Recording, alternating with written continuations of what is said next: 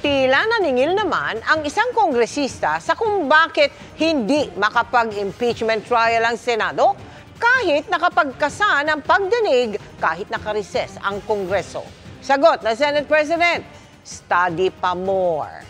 Nakatutok si Tina Panganiban Perez. Nakareses ang Kongreso pero nakapag-hearing ang Senate Committee on Foreign Relations kaugnay sa pag-aresto kay dating Pangulong Rodrigo Duterte.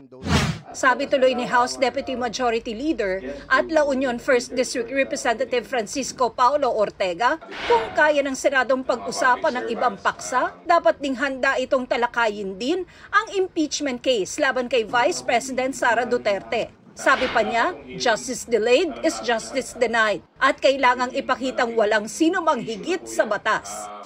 Sagot ni Senate President Chis Escudero, mag-study pa more si Ortega tungkol sa kaibahan ng motu proprio hearings na pwedeng idaos kapag recess at impeachment proceedings na para kay Escudero ay hindi. Pwera na lang anya kung gusto ni Ortega na magkaroon ng rason ng depensa na questionin ng paglilitis. Hindi naman minasama ni Ortega ang payo ni Escudero.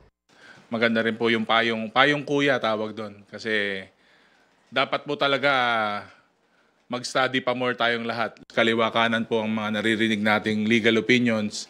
At tuloy-tuloy po yung public discourse. Bukod sa opinyon ni Escudero, may mga legal expert din namang nagigiit na dapat simulan agad ang impeachment trial. Idinulog na ito ng iba't ibang kampo sa Korte Suprema. Ano't anuman, nilinaw rin ni Ortega na walang impact ang kanyang opinyon sa impeachment dahil hindi naman siya impeachment prosecutor. Siguro naman po yung opinion ko hindi mag-jeopardize ng case. Pero sa side ko lang naman po, ang pagboboses naman po ng opinion is maganda. Nauna nang sinabi ni Escudero na posibleng pagkatapos pa ng SONA sa Hulyo, magsisimula ang impeachment trial laban sa bise. Para sa GMA Integrated News, Tina Panganiban Perez, nakatutok 24 oras.